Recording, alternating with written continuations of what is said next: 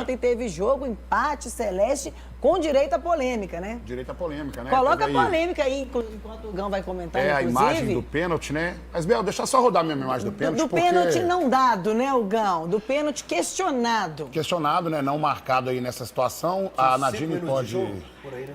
Por aí, Foi mais ou logo menos. no início, né? Foi antes do gol, inclusive, do Caio Jorge, salvo engano. Né? Inclusive, esse lance aí, o próprio Jardim, que depois vai falar, classificou como uma manchete. Foi, perguntou, tá podendo jogar agora vôlei no futebol e tal.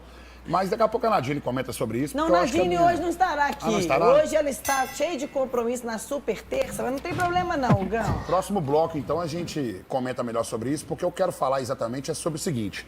A arbitragem no Brasil é isso mesmo, né, gente? A gente teve lá o problema lá do Marcelo de Lima Henrique, que depois veio na televisão e falar que faltou resiliência neste momento e tal, porque ele há anos e anos e tal, e cometeu aquele absurdo entre Cruzeiro e Internacional.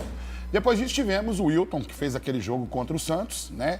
Absolutamente normal o que está acontecendo no Brasil em relação a esses erros de arbitragem aí. E eu acho que a única coisa realmente que vai resolver isso é uma ação conjunta dos clubes de futebol, o que não vai acontecer. O Cruzeiro não vai se unir com o Flamengo, que não vai se unir com o Atlético, que não vai se unir com o São Paulo. Não, mas eles não vão se unir. Tudo bem, tirando o Flamengo e Corinthians. Palmeiras. Tá, vamos tirar Palmeiras, Corinthians, vamos lá. Cruzeiro não vai se unir com o Atlético, que não vai se unir com o Fluminense, que não vai se unir com o Grêmio, que não vai se unir com o Internacional, para de repente brigar por isso aí na CBF. Não vai acontecer isso. Então, a minha cobrança é a seguinte: Cruzeiro, vocês não podem fazer a partida que vocês fizeram, porque a arbitragem é isso aí. A arbitragem é isso mesmo no Brasil. Tá entendendo? E o Cruzeiro está sendo um dos maiores prejudicados do Campeonato Brasileiro. Agora, o futebol apresentado nos últimos jogos é um absurdo que tem acontecido. Não adianta o Pedro, filho do Pedro Lourenço, vir falar assim, ó. Nós vamos fazer uma ação na CBF e tudo mais. Sabe o que é que vai resolver? Nada. Quantas notas o Atlético já mandou para a CBF? O América também, né? Quantas notas o América já mandou? Não, mas aí... Não vai acontecer nada. É uma ação conjunta dos times de futebol que vai resolver isso. Eles vão fazer não, então... Para um time mineiro, gaúcho ou de qualquer outro estado ser campeão fora do Recife de São Paulo, tem que ser igual o time do Cruzeiro de 13, 14, igual do Atlético do Hulk, que ninguém ganhava.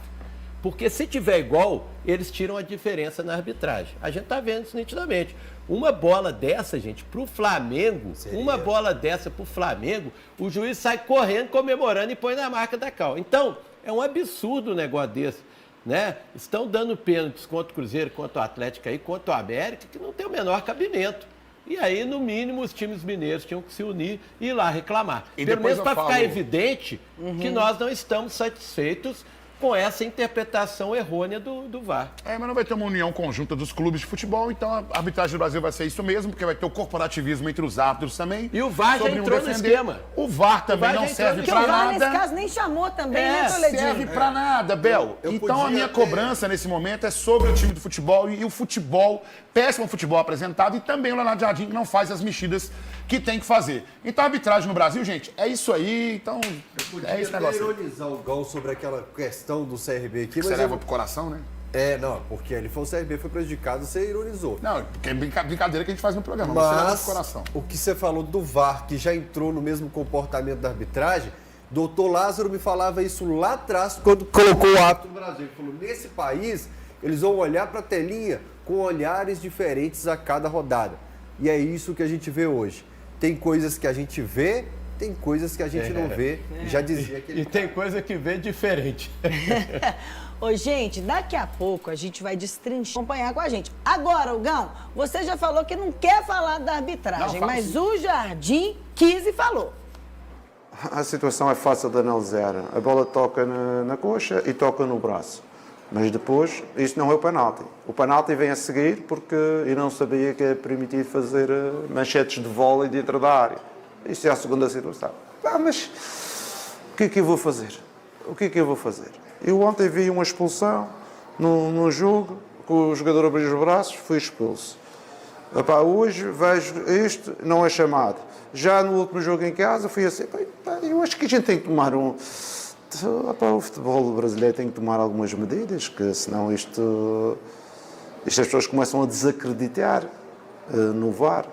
Eu até dava uma ideia. Os treinadores deviam ter 2 opções por jogo, na primeira parte e na segunda parte, para pedir revisão dos lances pelo árbitro. Isso ia permitir alterar algumas coisas, porque às vezes chama-se, às vezes não se chama. Eu acho que este caso, toda a gente vê no estádio. Opa, o primeiro toque na mão, casual, mas o segundo, a bola levanta, ele dá-lhe uma manchete e isso já não é casual. Mas quem sou eu? Nem sequer tenho curso de árbitros nem nada. Só tenho 30 anos de futebol, mais nada.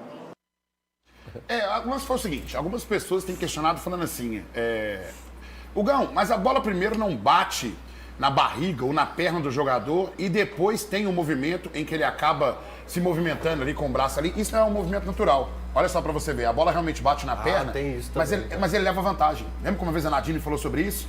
Que acaba levando a vantagem, porque essa bola sobrando pra cá, tem outro jogador do Cruzeiro que poderia dominar essa bola. Isso que eu ia te falar, tem um jogador do Cruzeiro Exato. ali pra pegar a bola. Então, ou seja, ele leva vantagem na jogada. Eu lembro que uma vez eu usei isso como argumento com a Nadine, mas a bola ela não bate primeiro na perna do jogador, é Lugão, mas ganhou amplitude e ele levou vantagem na jogada, tirando qualquer possibilidade de combate naquele espaço com a bola. E mais do que isso, muda completamente a trajetória da E a bola. configuração do jogo naquele setor. Então agora eu queria ver se fosse pro Flamengo, se fosse pro Palmeiras. Se já o juiz mesmo já não dava, o VAR. E a ideia do Jardim é boa, do técnico chamar o VAR. Ter direito a pedir 2 VARs por jogo, por exemplo. Mas aí a gente muda também a configuração, porque no futebol brasileiro funcionaria de um jeito e no mundo funcionaria de outro, então teria que conversar com a FIFA a respeito disso. Só pra finalizar meu comentário, Bebel, o que acontece também? É o que eu falo com todo mundo. Às vezes o pessoal fala assim, nossa, Gão, mas você tem que falar sobre arbitragem, e eu falo sobre arbitragem, como estou falando aqui nesse momento. Mas a minha cobrança maior vai ser sobre o time do Cruzeiro. Sabe por quê? Porque a vida inteira nós vamos jogar exatamente contra isso aí. Vai ser contra 12 dentro do campo. E não estou colocando a responsabilidade sobre o outro time, não. É porque o árbitro, ele é uma peça que atrapalha o jogo de futebol no Brasil. O VAR, a 13ª peça que atrapalha o jogo de futebol no Brasil. A única medida efetiva, vou tirar São Paulo e vou tirar Rio, é o Cruzeiro se juntar com o Grêmio, com o Internacional, com o Atlético daqui, com os times da Série B, com todo mundo, e fazer uma ação efetiva na CBF. Aí você tem um resultado. Sabe por que nós vamos fazer isso? Porque quem levantar essa bandeira vai ser perseguido na CBF. E sabe o que vai resolver? Nada. Então vamos cobrar futebol, que a gente acaba jogando também, e aí o árbitro, para poder ganhar do Cruzeiro, tem que marcar uns 3, 4 pênaltis, que aí fica bom pro time adversário. Falando em cobrar futebol, Mirassol e Cruzeiro 1-1.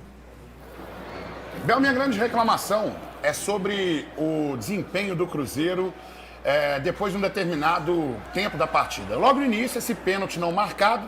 A gente sabe como é que é a arbitragem no Brasil, então reclamar de arbitragem no Brasil é dar murro em ponto de faca e brigar com seu pai por você saber quem é o filho predileto e querer que ele mude depois de anos de convivência. Agora o time estava muito desfalcado, né, Hugo? Muito desfalcado, mas não justifica também algumas peças que precisam de oportunidade quando entra não consegue corresponder. Caio Jorge não falha.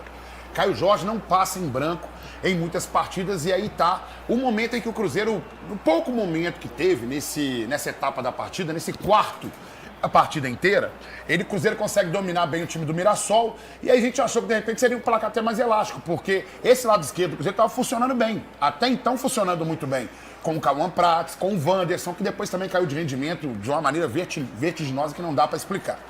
E aí o Mirassol começa a colocar suas garrinhas de fora, começa a fazer o que fez de melhor nesse campeonato, com muito ímpeto, muita força de vontade. Às vezes falta qualidade, não falta suor para o time do Mirassol.